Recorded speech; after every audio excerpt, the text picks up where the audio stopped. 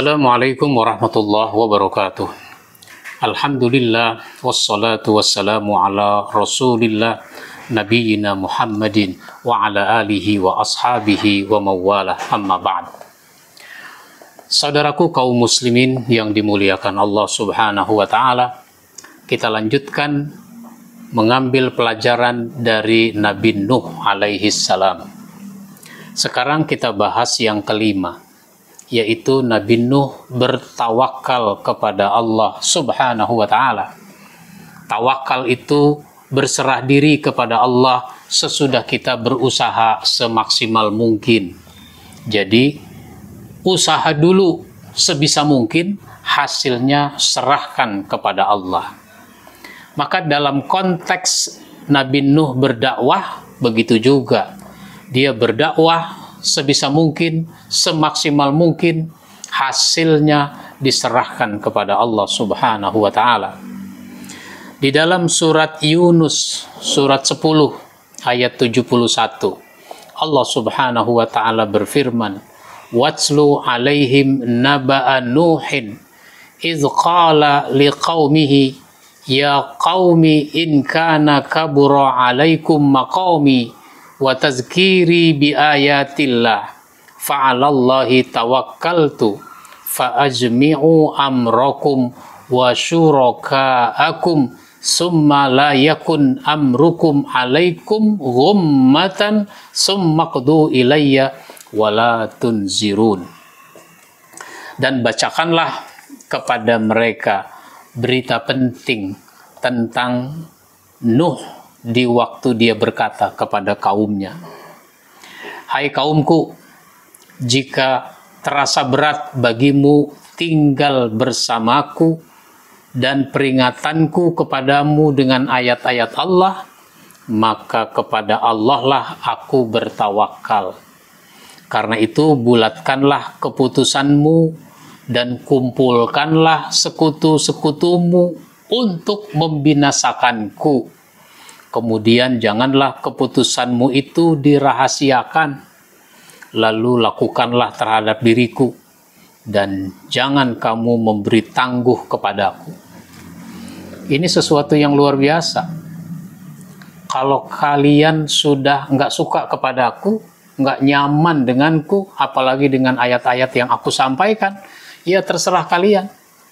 Mau membunuh aku silahkan, mau menganiaya kamu silahkan. Buat rencana, jangan disimpan, jangan disembunyikan rencana itu, sampaikan kepadaku. Ini sudah begitu berat perkataan yang harus disampaikan kepada Nabi Nuh, oleh Nabi Nuh kepada kaumnya. Kemudian betapa besar kendala di dalam dakwah yang dilakukan oleh Nabi Nuh. Ini juga tergambar di dalam surat Hud ayat 32 sampai dengan ayat 33. Qalu ya Nuhu qad jadaltana fa aksarta jidalana fa'tina bima ta'iduna in kunta minas sadiqin. Qala innama ya'tikum bihillah in sya'a wa ma antum bimu'jizin. Mereka berkata, "Hai Nuh, sesungguhnya kamu telah berbantah dengan kami, dan kamu telah memperpanjang bantahanmu terhadap kami. Maka datangkanlah kepada kami azab yang kamu ancamkan kepada kami, jika kamu termasuk orang yang benar." Begitu umatnya mengatakan.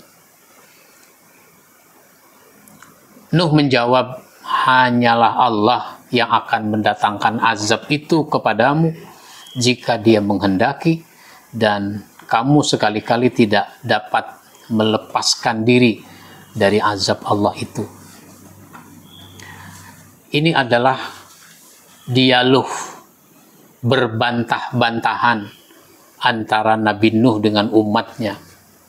Nabi Nuh mengatakan, "Kalau kalian punya maksud busuk kepadaku, jangan disembunyikan, jangan disimpan-simpan, lakukanlah, sampaikan kepadaku. Silahkan dibicarakan. Kalau kalian merasa sudah tidak nyaman atas keberadaanku, udah nggak suka dengan apa yang aku katakan. Ternyata umatnya malah mengatakan apa? Kalau emang engkau benar wahai Nuh, silahkan sampaikan azab, turunkan azab. Kalau emang benar, ditantang Nabi Nuh untuk menurunkan azab, maka Nabi Nuh harus mengatakan bahwa azab itu bukan urusan saya, azab itu urusan Allah Subhanahu wa Ta'ala. Maka kalau azab sudah turun, kalian tidak bisa menghindar, kalian tidak bisa mengelak, dia akan terjadi. Ini menyangkut perasaan, betapa berat dakwah yang dilakukan oleh Nabi Nuh alaihi salam. Jadi wajar kalau di awal kita menyebutkan bahwa Nuh itu artinya merintih, karena memang dia banyak merintih kepada Allah Subhanahu wa Ta'ala atas beratnya beban dakwah yang disampaikan. Maka nomor 6, Nabi Nuh itu di dalam dakwah tidak meminta upah. Karena apa? Karena dianggap Nabi Nuh itu ingin cari harta, ingin mendapatkan upah dari dakwah yang dilakukannya. Tidak.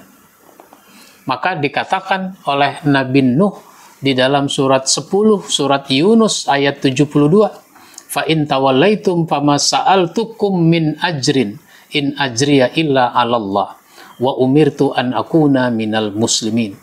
Jika kamu berpaling dari peringatanku, aku tidak meminta upah sedikit pun daripadamu.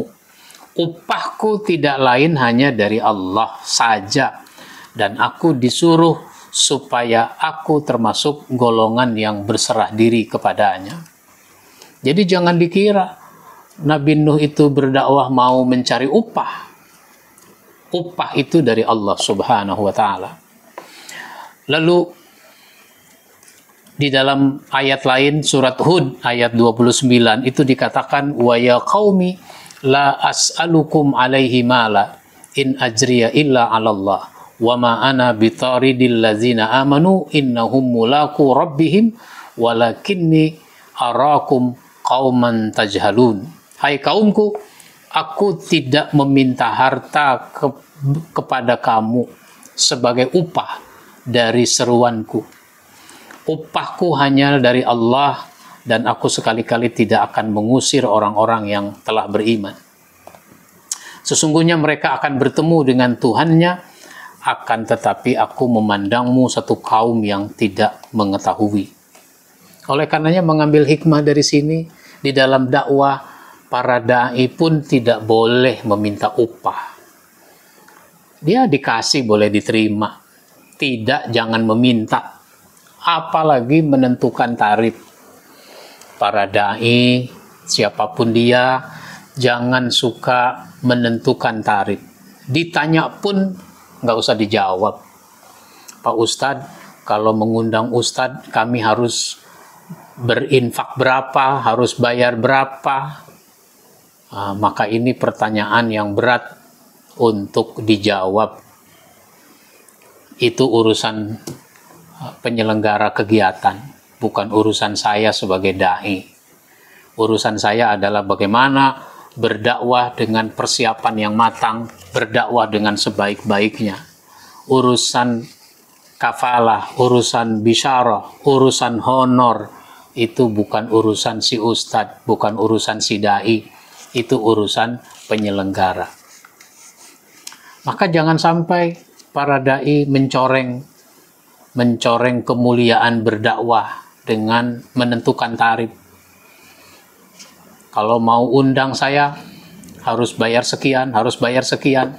Meskipun si ustadz itu bisa jadi tidak menyampaikan, tidak ngomong, yang ngomong adalah manajemennya. Sehingga dengan manajemennya itu orang tahu harus bayar berapa. Jangan sampai ini terjadi, meskipun ini sudah terjadi. Banyak sekali da'i-da'i, mubalik-mubalik yang ketika diminta berdakwah, berceramah, berkhutbah, itu sampai menentukan tarif. Sementara masjid tidak mampu membayar sebanyak itu. Akhirnya apa? Si ustadz sampai dibatalkan, tidak jadi. Kenapa? Dia menentukan tarif yang terlalu besar buat ukuran masjid itu. Maka Nabi Nuh menegaskan bahwa tugas dia adalah berdakwah, sehingga dia tidak minta upah. Dalam konteks sekarang, dikasih boleh diterima, tidak dikasih jangan minta. Dikasih sedikit terima, jangan suka minta ditambah, begitu seterusnya. Maka kita luruskan niat bahwa kita ini mau berdakwah, sehingga dengan dakwah itu mudah-mudahan kita menjadi mulia, umat ini pun menjadi mulia apabila melaksanakan pesan-pesan dakwah. Insya Allah nanti kita sambung pada episode berikutnya. Ada masih beberapa poin tentang belajar karakter dari Nabi Nuh alaihi salam. Demikian dari saya. Wassalamualaikum warahmatullahi wabarakatuh.